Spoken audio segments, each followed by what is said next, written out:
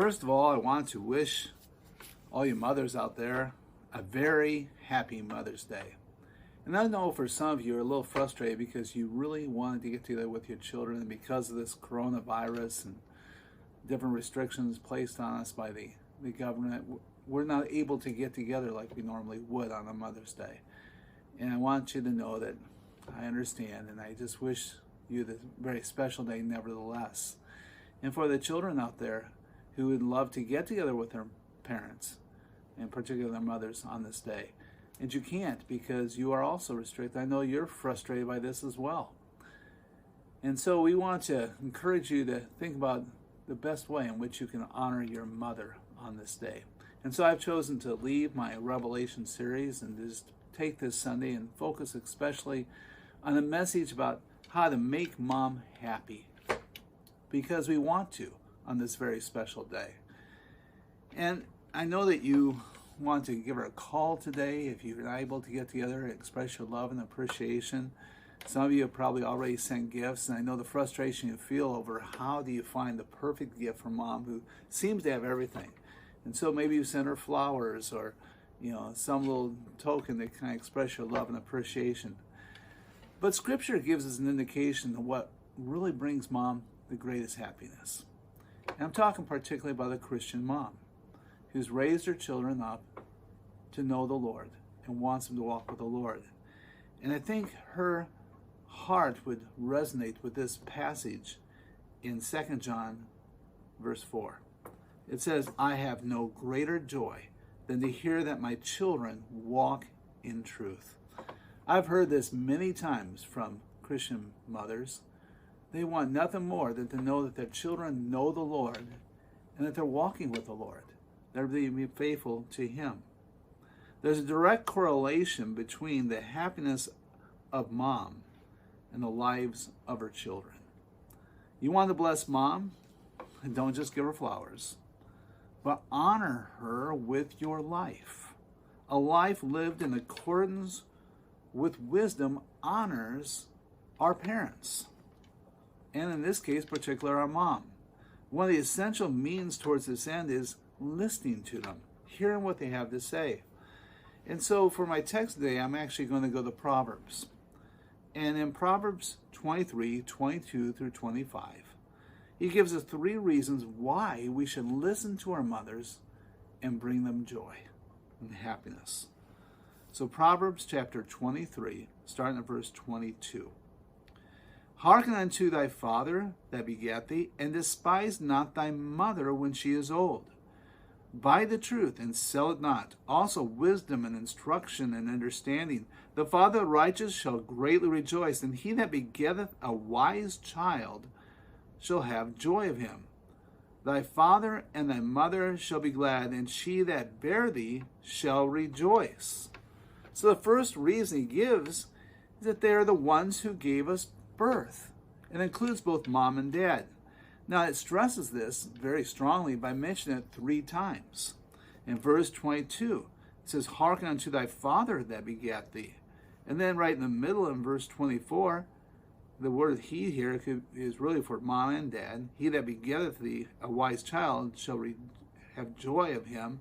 And then it brings it back in verse 25, "And she that bare thee shall rejoice." And so this word "beget" ties this whole section together. And it stresses the fact that you owe your very life to them. You are the product of their union. And that is a truth which they are keenly aware, and you should be keenly aware of this.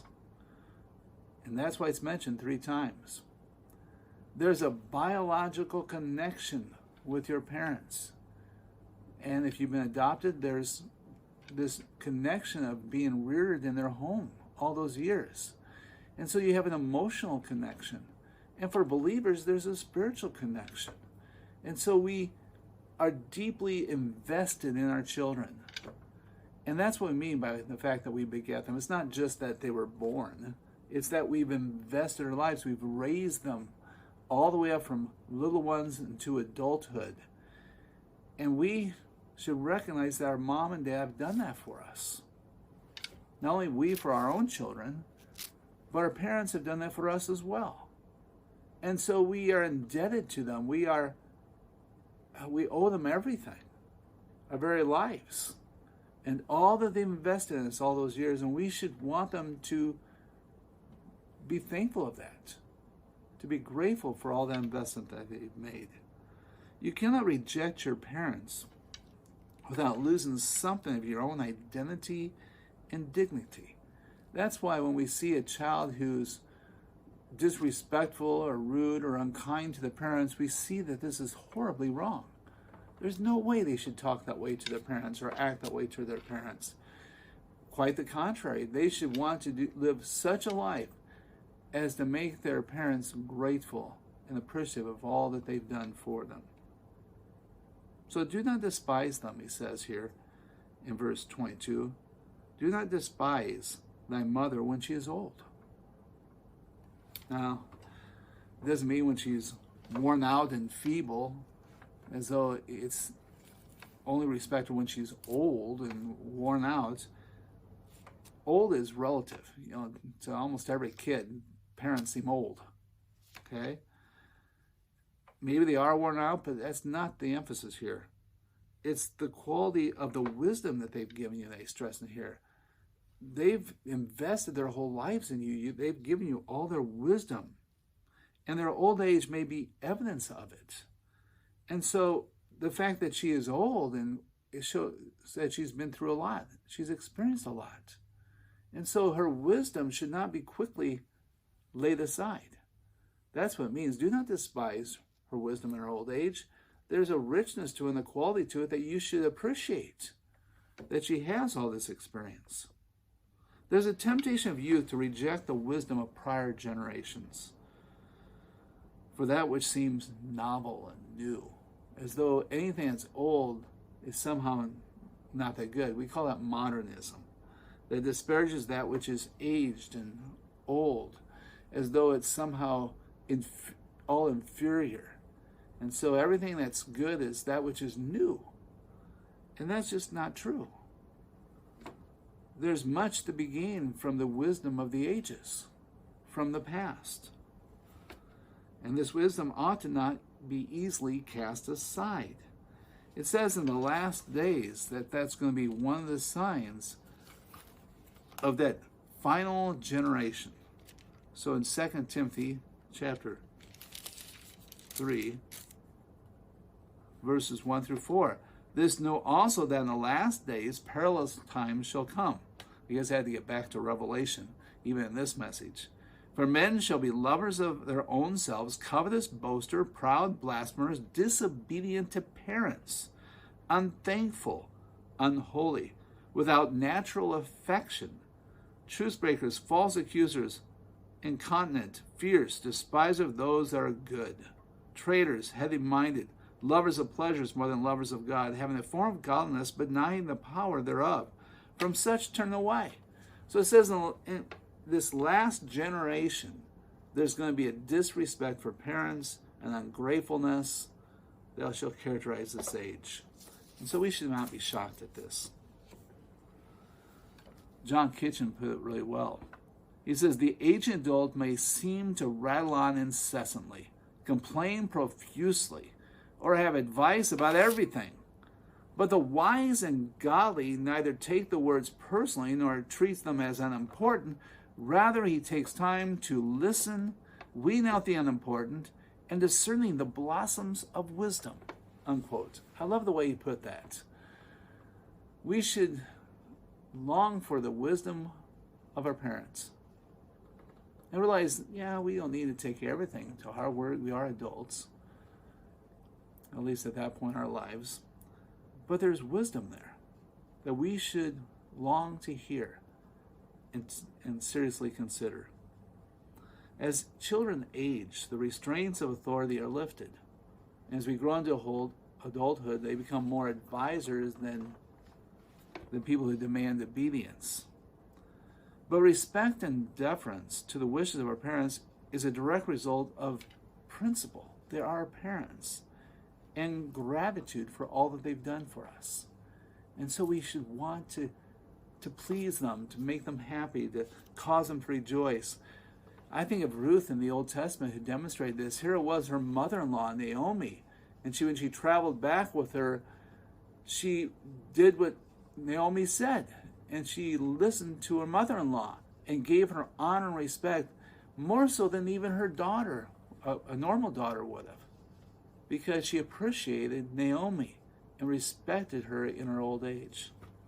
Moses did this with his father-in-law, Jethro.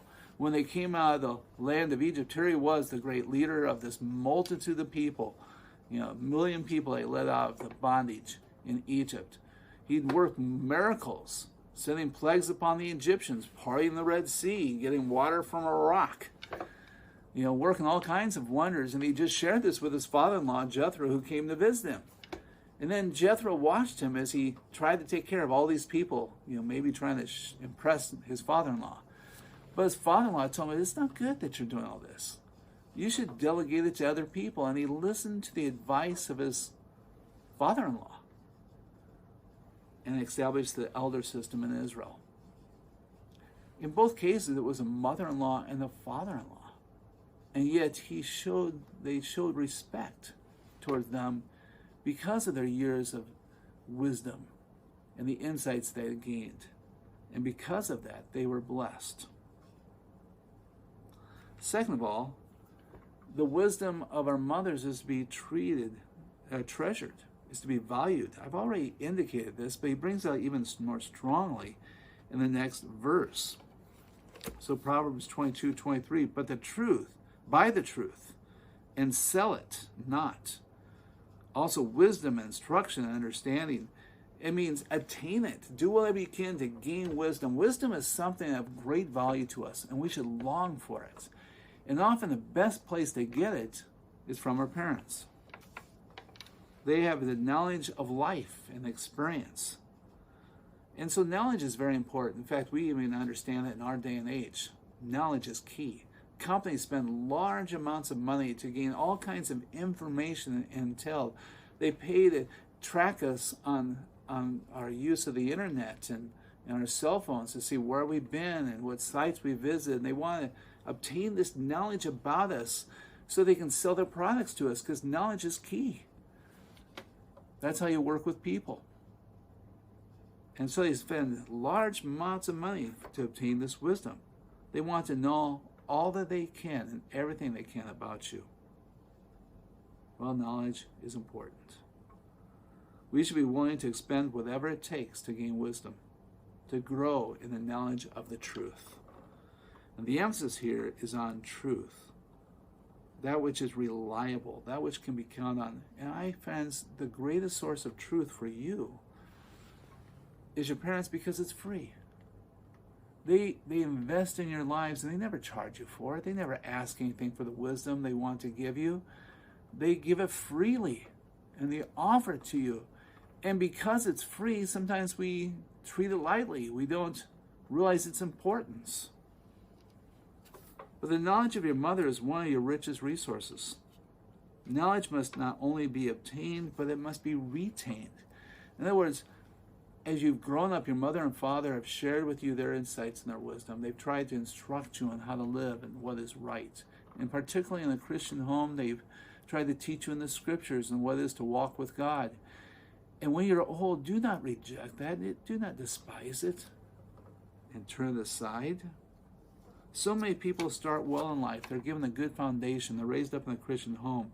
And then, because the pressure of the world, or they go off to college and they're misled by all those, people in the universities who have denounced the faith and are reprobate, and they lead people away from the truth, and they wind up going a different direction. They go into sin and rebel, and they bring all kinds of heartache and pain into their lives. And later on, they often wake up, or at least you hope they will, and turn from their wicked ways and come back to the truth, but they've lost so much in all those years that they went astray because they did not heed the wisdom of their parents. You give away the truth to your own loss. Their pool of truth is rich. And he brings this out because in the context he's talking about the wisdom of mom and dad. And he says, buy the truth and sell it not. wisdom, instruction, and understanding. In other words, there's all kinds of diversified wisdom mentioned here. And it's all available to you through your parents for free. Avail yourself of that. It is of so much value, you must never depart from it. Hold on to that wisdom. And let it make you a better person. And third of all, a righteous life will bring them great joy. They will rejoice over a righteous child. See, what they want for you is happiness. That's what mom and dad want so much. They want their children to be happy, to be filled with joy. Have you ever watched those two mothers talking about their children or sometimes their grandchildren? And they all share about what they're doing, and they kind of like to boast on their kids and their grandkids, point out all the things they've accomplished, things that they've done. And that's kind of a way of impressing the other parents, grandparents. They love to share in your successes. And you just see them beaming with pride about their child or grandchild. And the assumption here is that you want to be that source of rejoicing, that cause of joy in their lives. And he said, if you want that, you need to live according to wisdom. And one of the keys to do that is to listen to them, hear them out, reflect upon their wisdom and their insights, and live accordingly. Apply it to your life. Because they have a right to rejoice. They brought you into this world. And they've invested in your life all those years. And to a certain degree, you are what you are, whether you like it or not, because of them. We always use it this way. It says the fruit doesn't fall far from the tree. You're not far off from what your parents are. They have a profound influence upon who you are. And that's particularly true, or should be true, in a believer's family. They laid the foundation upon which your life has been built. And that wisdom they gave you to get you started in life is something you should hold on to and retain. And also avail yourself of even when they get old, as long as they're here with you. It reminds me of Timothy, who heeded the wisdom of his mother and grandmother. In 2 Timothy 1:5, it says, when I call to remembrance the unfeigned faith that is in you, Timothy, which dwelt first in your grandmother Lois and thy mother Eunice, and I am persuaded that's in thee also. In other words, I recognize it came from your grandmother and it was passed down to your mother, and now it's been passed on to you. That wisdom, that faith that they had has been passed on. And that's what he's saying here. When our parents and your mom looks upon your life and she sees you walking in the path of wisdom that she's tried to point you down and to guide you to, and you're taking to heart the things that she's taught you and shared with you, and you're putting it into practice, and it's bearing fruit far beyond what she ever expected, it brings great joy and blessing to her. You want to give your mom something special, give her that. A life that she can be proud of. A life that she can tell others about and celebrate. Seek to attain your parents' wisdom in order to bring them exuberant joy. And what you gain, hold on to. So often, children learn after years of struggle that the path mom and dad were pointing me to was really the right path all along. Don't make that mistake. All those years of heartache could have been avoided if they'd only listened to the counsel of their parents. That's why he says, honor your mother and father, that the days may go long in the land which the Lord thy God giveth thee. It's pointed out in Scripture that it's the first one of the 10 Commandments, and actually the only one, that also is linked to a promise. if you listen to your parents, walk in their wisdom, it will go well with you. And you also bring them joy. By living lives that honor your mother and your father. See, honoring your mother and father is not simply obedience. It's not simply providing them for them in their old age. It's giving them their due respect, listening to them, heeding their counsel, and walking in their wisdom. And they will have no greater joy than to hear that their children are walking in the truth. Heavenly Father, I just pray that this message would go forth and encourage young people, middle-aged people, perhaps even older people, to listen to their parents, to honor their mother. If they're blessed with the privilege of still having mom with them, may they truly take to heart the wisdom that they have to share. And I pray, Lord, a special prayer of comfort upon those who may have lost their mother over this past year, and that pool of wisdom is gone. And Lord, they're grieving. And I pray you just give them comfort and grace during this time of loss, as they very much miss them. But I pray, Lord, for those whose mothers are living, particularly those who are of the Christian faith, that their children who hear this message be prompted and challenged to live lives that truly bring joy and happiness to their mother, that truly shows their love and appreciation for them. And Lord, forgive us for the times we have not listened to them. Maybe you, Lord, prod us to listen, to pay attention, to hear what they have to share, and to grab, as we heard earlier, those pearls of wisdom and take hold of them and help them to make us into better people. I ask your blessing upon each one, Lord. In Jesus' precious name, amen. God bless you. Make sure you show your mom your love, and have a happy Mother's Day. God bless you, all you moms, and thank for all you've done in our lives. And thank you for sharing your wisdom with us. God bless you.